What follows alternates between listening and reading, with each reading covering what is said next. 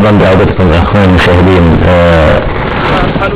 فاصل طويل بعض الشيء لكنه يستحق التوقف عنده. نشكر كل من قام بهذا العمل الرائع الاستثنائي المميز. معنا اتصال الان من اخونا ابو حمص من العراق. السلام عليكم اخي.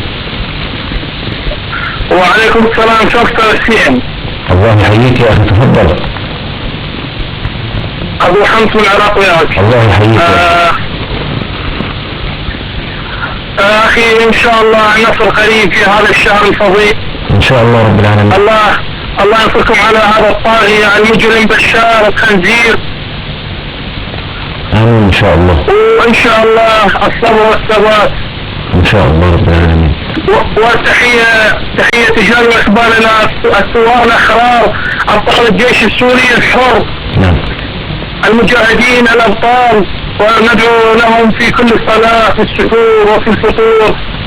أخذ كل الصلاة ندعو لهم الله أن ينصرهم نصرا عزيزا على هذا المجرم الطاغية. وننبهكم أن تنتبهوا إلى ألفاظكم عندما تقولوا بشار عن الزرافة. الزرافة لم تقتل ولا أي أحد، لا من الحيوانات ولا من البشر. الزرافة أبخر منه وأشرف منه. الخنزير قليلة في حق هذا المجرم الطاغية. الخنزير نعم، الخنزير أفضل من الزرافة، لا تعتوه من الزرافة ولا البطة. نعم يا أخي. والسلام عليكم ورحمة الله وبركاته. الله وبركاته. نشكر الأخ أبو حمص من العراق. مفارقة قادنا إليها الأخ أبو حمص أن منعت بشار بالزرافة. هي مفارقة يستخدمها الناس في الداخل وتداولها الناس بينهم. معنا اتصال آخر من ناشطة زهراء محمد. السلام عليكم. نعم.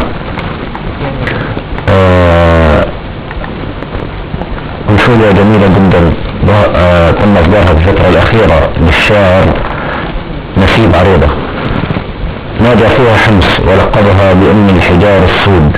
نأخذ بعض المقاطع منها. يقول الشاعر: صور تلوح لخاطر المعمود ما بين أرباب المنى والبيد، خفاقة فيها بنوب العيد، بسامة فيها ثغور الغيب، تهدي رؤى ماضي الهوى المفقود. وقف الفؤاد أسير بارق نارها، يهفو إلى ما لاح من أسرارها. لمن الديار تذوب من تذكارها، من بعد طول نوى وفرق جحود. يا موثقا من شوقه بقيود، يا حمص يا أم الحجار السود. يا قلب ما هذا الخفوق وما ترى، فيما توهمه الخيال وصوره.